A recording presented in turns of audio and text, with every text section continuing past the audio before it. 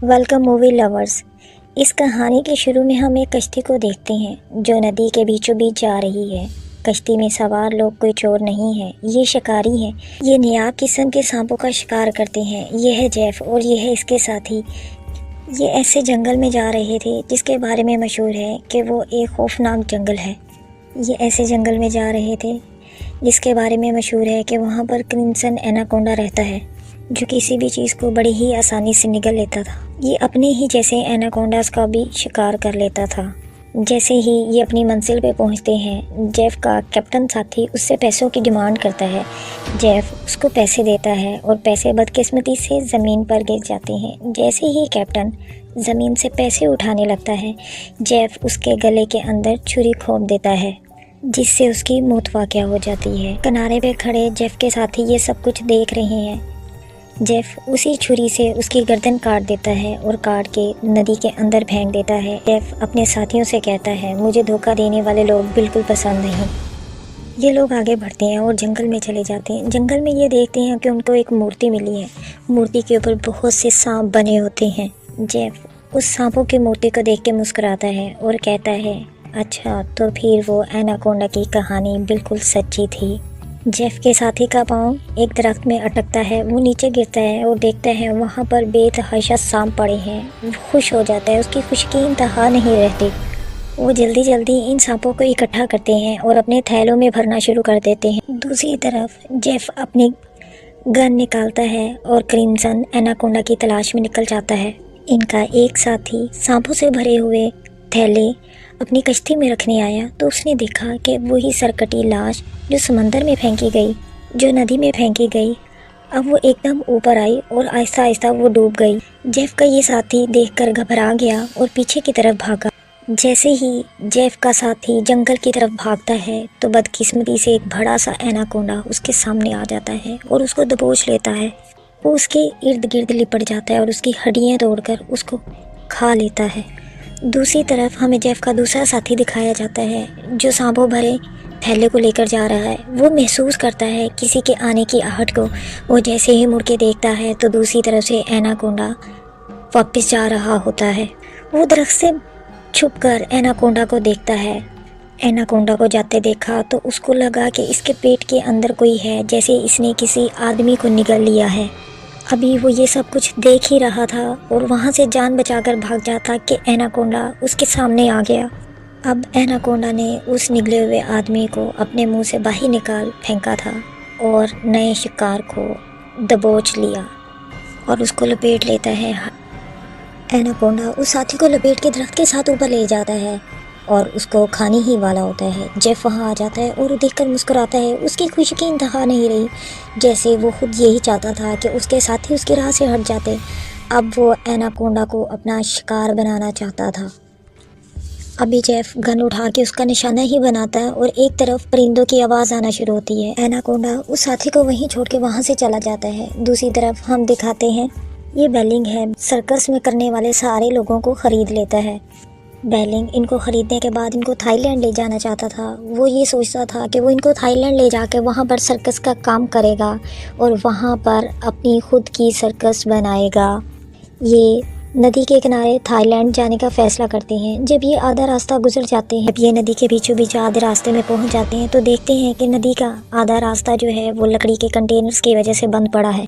Captain यही चाहता था कि ये लोग अपना रास्ता बदलें, लेकिन बिलिंग यही चाहता था कि वो इसी रास्ते से जाएं, क्योंकि अगर वो कोई और रास्ता देखते तो शायद उनको थाईलैंड पहुंचते हुए टाइम लग जाता। कैप्टन बिलिंग को समझाने की कोशिश करता है कि हमें रास्ता बदल लेना चाहिए, दूसरे रास्ते से हो जाते हैं, लेकिन बिलिंग इस चीज़ के लिए बिल्कुल नहीं मानता। बिलिंग के कुछ साथी कंटेनर्स के पास जाते हैं और वहाँ पर बॉम्ब सेट कर देते हैं। जैसे ही बॉम्ब ब्लास्ट होता है देखते हैं हर तरफ सांप ही सांप है, जैसे सांपों की बारिश हो रही हो। कश्ती में हर तरफ सांप ही सांप है। कश्ती का कोई भी कोना ऐसा नहीं था जहाँ पर सांपों का ढेर ना हो। इनका एक साथी होशियारी से पानी के प्रेशर से सांप नदी में गिराने में कामयाब हो जाता है। बिलिंग और उसका एक साथी बाथरूम में छुप जाते हैं, लेकिन वो देखते हैं बाथरूम की छत के ऊपर से बहुत ज़्यादा सांप अंदर आ जाते हैं। वो सांपों से अपने आप को बचाने के लिए नदी में छलांग लगा देता है। जैसे ही वो किनारे के पास पहुंचने वाला होता है, वो देखता है किनारे के पास एक कोबरा बैठा है। अब बिलिंग को यकीन हो चुका था कि कोबरा उसको डस लेगा और उसकी मौत हो जाएगी। जैसे ही कोबरा उसको डसने वाला होता है, कोबरा के ऊपर कोई पाँव रख के उसको कुचल डालता है। जी हाँ, ये कोई और नहीं, जेफ है। बिलिंग जेफ को बोट में ले आता है और अपने साथियों से मिलवाता है। जेफ सबको बताता है कि मैं जंगली जानवरों को तलाश करता हूँ, ये मेरी जॉब है। अभी वो आपस में बातें कर ही रहे होते हैं कि इनका एक साथी ज़ोर ज़ोर से चलाना शुरू कर देता है। वो देखते हैं कि ये शिद्दत से क्यों तड़प रहा होता है। जेफ उसके पास जाता है और अपनी उंगली पे कट लगा के उसके कान के पास करता है। जैसे ही वो उसके कान के पास अपनी उंगली को लेकर जाता है, अंदर से एक सांप का छोटा सा बेबी बाहर आ जाता है। जैसे ही सांप का बेबी बाहर आता है, वो जेफ की उंगली के ऊपर डस लेता है, लेकिन जेफ को कोई फ़र्क नहीं पड़ता। वो सांप के बेबी को उठाता है और नदी में फेंक देता है। हम देखते हैं सामने खड़ी लड़की लैंड इस चीज़ को नोटिस कर रही है, क्योंकि वो खुद भी इन कामों में एक्सपर्ट है।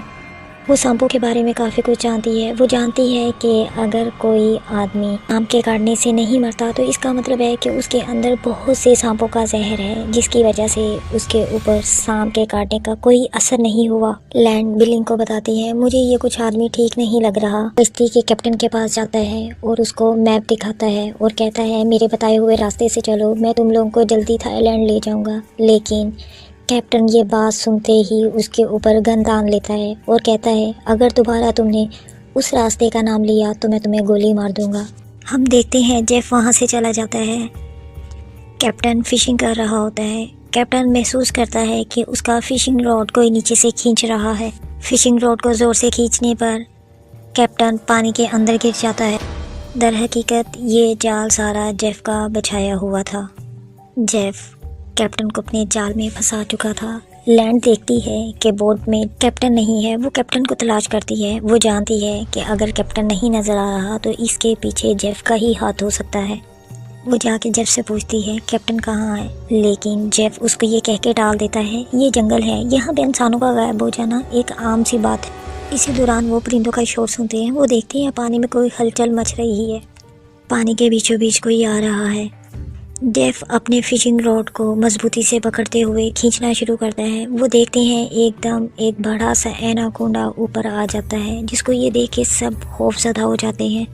फिशिंग रॉड को ज़ोर से खींचते हुए जेफ खुद पानी में गिर जाता है और वो तैरता हुआ एक छोटी सी बोट पर चला जाता है। बोट पर चढ़कर वो एक हाथ में तीरनुमा औजार पकड़ लेता है, जिससे वो एनाकोंडा पर हमला करना चाहता है। जैसे ही उसको एनाकोंडा नज़र आता है, वो उस तीर के साथ इसके ऊपर हमला करता है और देखता है कि एनाकोंडा को मैं मार नहीं सका। एनाकोंडा ज़ख्मी हो जाता है और जेफ की बोट को अपने साथ लपेट लेता है। लैंड और उसके साथी दूर खड़े ये सारा तमाशा देख रहे थे। उनको यकीन था कि जेफ को एनाकोंडा खा चुका है। दूसरी तरफ वो देखते हैं कि जेफ बोट के पीछे वाली साइड से आ रहा है। एनाकोंडा कश्ती के ऊपर से आता है और निगले हुए कैप्टन को इनके सामने फेंक देता है और सब पे हमला कर देता है। सब एनाकोंडा से बचने के लिए छुपना शुरू कर देते हैं।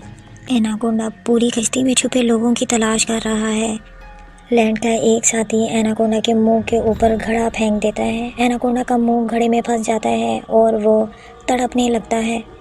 जेफ वहाँ पर बम फेंक के एनाकोंडा को मारने की कोशिश करता है। जैसे ही बम वहाँ पर ब्लास्ट होता है, वो सारे खुद को बचाने के लिए नदी में छलांग मार देते हैं। बिलिंग परेशान है क्योंकि उन्होंने थाईलैंड पहुँचना था। बिलिंग और जेफ के दरमियान लड़ाई शुरू हो जाती है। जेफ उनको बताता है कि यहाँ पर बहुत से एनाकोंडा है, अगर तुम मेरी मदद करो एनाकोंडा पकड़ने में तो मैं तुम लोगों को थाईलैंड पहुँचा सकता हूँ और तुम इतना पैसा कमा सकते हो एनाकोंडा पकड़ के कि तुम्हें कोई काम करना नहीं पड़ेगा और तुम आराम से पैसा खाओगे। वो देखते हैं कि उनके एक साथी की तबीयत ख़राब हो रही है, उसको किसी चीज़ ने काट लिया है। जेफ ये कहता है, अगर तुम लोग मेरी मदद करोगे तो मैं तुम लोगों के साथी की जान बचाने में मदद करूँगा। मेरे पास एक ऐसी दवाई है जो इस पर लगाने से ये ठीक हो सकती है। वो दवाई मेरी बोट में पड़ी है, हमें बोट तक पहुंचना है, लेकिन वहां तक जाने के लिए सिर्फ पानी का रास्ता है। पहले लैंड और उसके साथी इस चीज़ के लिए नहीं मानते, लेकिन अपने साथी की जान बचाने के लिए उन्हें जेफ का साथ देना था। वो पानी में जैसे ही जंप लगाते हैं, पानी में उतरते हैं, तो जेफ बताता है इस पानी को कोई ना पिए। इस पानी में मौजूद कीड़े अगर जिस्म के अंदर चले जाएँ तो वो बंदे को पानी में डिबो कर मार देते हैं। वो सारे गार में छुप जाते हैं और रात गुजारने के लिए यहाँ पर आग लगाकर बैठ जाते हैं। जेफ एनाकोंडा के ख्वाब देख रहा है। वो ये सोचता है कि वो एनाकोंडा को पकड़ लेगा। वो अपने दोस्तों को बताता है कि मेरे ऊपर एनाकोंडा ने हमला कर दिया था, मैंने किस तरह ख़ुद को बचाया और एनाकोंडा से जान छुड़वाई। जेफ बिलिंग को बताता है कि ये बहुत बड़ा एनाकोंडा है। ये एनाकोंडा एक किंग है, ये अपने जैसे एनाकोंडास को भी खा लेता है। इसका शुमार दुनिया के बड़े बड़े एनाकोंडास में होता है। जेफ उसको बताता है अगर हम एनाकोंडा को पकड़ने में कामयाब हो जाते हैं तो हमारी 7 नस्लों को भी काम करने की ज़रूरत नहीं पड़ेगी। इतना पैसा होगा कि बस हम आराम से बैठकर खाएंगे, हमें काम करने की ज़रूरत नहीं पड़ेगी। बिलिंग लालच में आ जाता है। बिलिंग जेफ से कहता है मैं तुम्हारी हर तरह से मदद करने के लिए तैयार हूँ। रात का टाइम है, इनके सारे साथी आराम कर रहे हैं। उनके एक साथी की आंख खुलती है। वो देखता है कि इनके चारों तरफ एनाकोंडास हैं जो इनके तमाम तर साथियों को खाने वाले हैं। वो घबरा जाता है। अचानक उसकी आंख खुली और वो घबरा कर उठ गया और हम देखते हैं ये तो बस उसका एक ख्वाब था। जब वो अपने आसपास देखता है तो उसको उसका भाई नज़र नहीं आता। वो कार से बाहर निकलता है तो वो देखता है उसका भाई एक नदी की तरफ जा रहा है। वो अपने भाई के पीछे चलने लगता है। उसने देखा कि उसका भाई अपने आप को नदी के अंदर डुबा रहा है। वो अपने भाई को बहुत ज़्यादा बचाने की कोशिश करता है। वो अपने भाई को जगाने की कोशिश करता है और वो देखता है कि उसके भाई के नाक से वही जहरीले कीड़े निकल रहे हैं जिसके बारे में जेफ ने बताया था कि जो इसका पानी पी लेगा तो ये कीड़े उसको इसी नदी में डुबो कर मार देंगे। इसी जिद में उसका भाई भी मारा जाता है। अब इन्हें जंगल के बीचों बीच एक ऐसे रास्ते में से जाना था जो नदी से होता हुआ जाता था। अब नदी में उतरने के लिए कोई भी तैयार नहीं था क्योंकि नदी में इन्होंने बहुत सी मुश्किलात को देखा था, लेकिन इनके पास और कोई रास्ता नहीं था। नदी में सबको उतरना ही पड़ा। जैसे ही सब नदी में उतरते हैं तो वो देखते हैं कि पानी में कुछ है जिसने इनको घेर रखा है। वही लड़का जिसका भाई रात को मरा था वो कुछ डर के मारे पढ़ना शुरू कर देता है। वो इस कदर घबरा चुका था कि उससे एक कदम भी नहीं चला जा रहा था। जैसे ही वो देखता है कि एनाकोंडा उसके पीछे ही था। एनाकोंडा उसके ऊपर हमला करता है और उसको झपट लेता है। लैंड वहाँ पर आती है उसकी मदद करने के लिए, लेकिन वो उसकी मदद नहीं कर पाती। एनाकोंडा उसका दम घोटकर उसको मार देता है और ये सारे खड़े होकर उसका तमाशा देख रहे होते हैं। एनाकोंडा उस आदमी की डेड बॉडी को लेकर पानी में गायब हो जाता है और ये सारे लोग भागकर किनारे पर आ जाते हैं। जेफ अपनी बोट के पास पहुंचकर इनको वो दवाई दे देता है जिसका उसने इनसे वादा किया था। इनमें से इनका एक साथी कहता है हम थाईलैंड के बहुत करीब पहुंच चुके हैं, जल्दी जल्दी चलो, हम थाईलैंड पहुंचने वाले हैं। इस पर जेफ कहता है बिल्कुल नहीं, तुम लोगों ने मेरे साथ वादा किया है मेरी मदद करने के लिए। उनके साथियों में से छोटा बच्चा कहता है हम तुम्हारी बिल्कुल मदद नहीं करेंगे। अगर वो मदद जो है एनाकोंडा के हवाले से है तो फिर भूल जाओ कि हम तुम्हारी मदद करेंगे। इस पर जेफ कहता है कि तुम लोगों को मेरी मदद करनी ही होगी। जेफ गन निकाल लेता है और बिलिंग भी चाकू निकाल कर उनको धमकाना शुरू कर देता है। बिलिंग इन सब से कहता है जैसा जेफ कहता है वैसा ही करो वरना मैं तुम में से किसी को नहीं छोड़ूंगा। इस पे लैंड कहती है तुम पागल तो नहीं होगे, एनाकोंडा इतना बड़ा है, हम में से कोई भी उसको नहीं पकड़ सकता। जेफ लैंड से कहता है मैं तुम्हारी बात से एग्री करता हूँ, लेकिन अगर एनाकोंडा को खाते हुए पकड़ा जाए तो वो आसानी से पकड़ा जा सकता है। जेफ 2 साथियों को पकड़कर बांध देता है और उसके ऊपर जाल डाल देता है। बिलिंग भी जेफ के साथ मिलकर अपने साथियों को एनाकोंडा की खुराक के लिए तैयार कर रहा है। इस पर वो छोटा बच्चा रोता हुआ कहता है अगर हम यहाँ पर मर जाएंगे तो तुम्हारी सर्कस में कौन काम करेगा। बिलिंग इस पर हंसता है और कहता है तुमने मुझे पागल समझा है, मैं इतने पैसे लगाकर तुम लोगों को थाईलैंड लेकर जा रहा हूँ, मैं वहाँ पर जाकर तुम्हारी बॉडी के पार्ट्स बेचूंगा। बिलिंग उनको बताता है अब मैंने अपना प्लान चेंज कर दिया है क्योंकि उस काम में मुझे थोड़ा पैसा मिलने वाला था, लेकिन अगर मैं जेफ के साथ काम करूँगा तो मुझे ढेर सारा पैसा मिलेगा, यहाँ तक कि मुझे कोई काम करना नहीं पड़ेगा और मैं आराम से बैठ के उस पैसे से लुत्फ़ उठाऊँगा। हम देखते हैं दूसरी तरफ जेफ दोनों लड़कियों को बांध देता है और एक लड़की के साथ बदतमीज़ी करना शुरू कर देता है। लड़की भी डरती नहीं, मुकाबला करती है। वो अपनी रस्सी काट कर उसकी जेब में से गन निकाल लेती है और उसके ऊपर तान देती है। बदकिस्मती से वो गन नहीं चलती क्योंकि उसके अंदर गोलियां मौजूद ही नहीं थी। जेफ उससे गन छीनता है और उस पर अटैक करता है। जैसे ही जेफ उसके ऊपर अटैक करता है, लैंड वहाँ पर आ जाती है और दोनों मिलकर जेफ से मुकाबला करना शुरू कर देती हैं। हम दूसरी तरफ देखते हैं जिन साथियों को एनाकोंडा के लिए बांधा है, वहाँ पर एनाकोंडा आ रहा है और बिलिंग छुपकर एनाकोंडा को देख रहा है। बिलिंग एनाकोंडा को आते हुए देखकर मुस्कुरा रहा था और इनकी मौत का तमाशा देख रहा था। वो ये नहीं जानता था कि इनके मरने से पहले वो खुद भी मर सकता है, क्योंकि उसके पीछे एक बड़ा सा एनाकोंडा खड़ा है। इससे पहले कि बिलिंग कुछ सोचता या वहाँ से भागने की कोशिश करता, वो एनाकोंडा एकदम उसके ऊपर अटैक करता है और उसको निगल लेता है। बिलिंग के हाथ से रस्सी छूट जाती है और उनका बिछाया हुआ जाल ऊपर चला जाता है, जिससे उसके साथियों और एनाकोंडा के दरमियान में फासला आ जाता है। इस तरह वो एनाकोंडा के हमले से बच जाते हैं। दूसरी तरफ हम देखते हैं जेफ लड़की को मारने की कोशिश करता है और लैंड लकड़ी का एक बड़ा सारा टुकड़ा उठा के जेफ के सर में दे मारती है। जेफ बेहोश हो जाता है। वो दोनों लड़कियां वहाँ से उठ के भागती हैं और अपने साथी को जाल में से निकालने की कोशिश करती है। जैसे ही वो अपने साथियों को जाल में से निकाल रही होती हैं कि इनकी बुरी किस्मत, वो देखते हैं जेफ इनके पीछे आ खड़ा हुआ। जैसे ही जेफ इनकी तरफ बढ़ता है, एक बड़ा सारा एनाकोंडा आता है और जेफ को झपट कर वहाँ से चला जाता है। ये सब डर जाते हैं और खौफ के मारे वहाँ से भागना शुरू करते हैं। गोली की तकलीफ़ की वजह से इसकी वहीं पर मौत हो जाती है। ये तीनों लोग जेफ की बोट में जाकर बैठ जाते हैं। वो देखता है कि एक साथी उनका बेहोश हो जाता है। पीछे जेफ खड़ा था क्योंकि अब वो फिर एनाकोंडा के हमले से बच चुका था। उसने एनाकोंडा का सर कुचल दिया था। यहाँ जेफ इन तीनों को दोबारा से पकड़ लेता है और रस्से से बांध देता है क्रिम्सन एनाकोंडा के लिए और उनकी तरफ एक बारीक तार बांध देता है और खुद छुपकर एक साइड पर खड़ा हो जाता है। अब ये तीनों एक साइड पर खड़ी हैं और देखते हैं बहुत ज़्यादा एनाकोंडास इनकी तरफ आ रही हैं। अब इनको यकीन हो चुका था कि ये मज़ीद नहीं जी सकते। यहाँ किस्मत एक और इनको चांस देती है और वो देखते हैं एकदम शोर उठता है और वो सारे एनाकोंडास डर कर भाग जाते हैं। वहाँ पर एक बहुत बड़ा एनाकोंडा आ चुका था। अभी वो एनाकोंडा इनको मुंह में डालता ही कि एकदम इसके ऊपर किसी ने हमला कर दिया। वो देखता है कि इसके ऊपर हमला करने वाला क्रिम्सन एनाकोंडा था, जिसकी तलाश में जेफ यहाँ पर आया था। ये क्रिम्सन एनाकोंडा बाकी एनाकोंडा से 10 गुना बड़ा था और वो आहिस्ता आहिस्ता इनके पास आता है और इन पर हमला कर देता है। अभी वो इनको खाने ही वाला होता है कि अचानक जेफ रस्सी छोड़कर इन एनाकोंडा को अपने जाल में पकड़ ले। यहाँ एनाकोंडा अपने आप को छुड़वाने के लिए तड़पना शुरू कर देता है। वो बहुत ज़्यादा तड़पता है कि ट्रैप नीचे गिर जाता है। जेफ एनाकोंडा को पकड़ने की पूरी कोशिश करता है और रस्सी के साथ खुद भी एनाकोंडा के साथ खींचता चला जाता है। जेफ 2 दरख्तों के दरमियान में फंस जाता है और उसको बाहर निकलने का मौका नहीं मिलता। एनाकोंडा ऊपर से दोबारा वापस आता है और जेफ पर हमला कर देता है और उसको दबोच लेता है।